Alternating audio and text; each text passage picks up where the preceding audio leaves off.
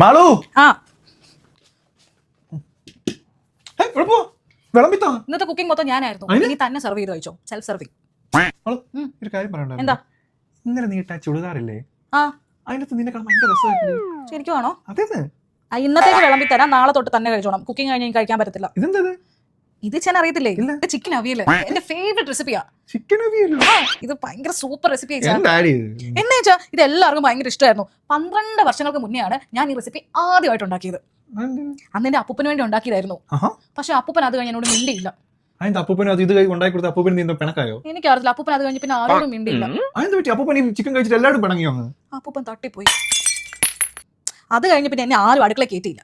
പിന്നെ കല്യാണം കഴിഞ്ഞ് ഇങ്ങോട്ട് വന്നപ്പോഴാണ് ഞാൻ അടുക്കളയിലൊക്കെ കയറി. അപ്പൊ ഇച്ചാൻ ഈ ഫ്രഷ് ചിക്കൻ അവിയൽ ഉണ്ടാക്കി തരാന്ന് വിചാരിച്ചു. അടിപൊളി. ഇത് കഴിച്ചിട്ട് ഇച്ചാൻ എന്നോട് അഭിപ്രായം പറയണേ. ഇതിന്റെ റെസിപ്പിയൊക്കെ ഞാൻ എഴുതി ഡയറിയിലാണ് വെച്ചേക്കുന്നത്. എനിക്ക് ചോറ് കഴിക്കാനുള്ള ഒരു മൂഡ് പോയടി.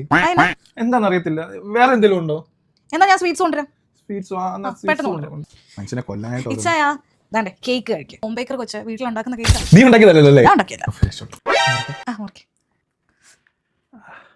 അതിനകത്ത് മാങ്ങയുണ്ടോ? അതിനകത്ത് മാംഗോ ഉണ്ട്. അടിപൊളി. അപ്പൂപ്പനെ ഓർത്ത് കുറച്ച്